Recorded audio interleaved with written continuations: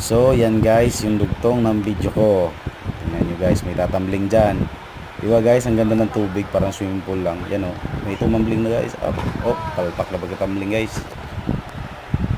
Diba, yan, mayroon pang isa. Action lang dyan. May mga bata tumatalon. Yan, mga pamangkin ko yan. Yun, tumatalon. Ang lalim niyan guys. 3 feet yan, 3 feet.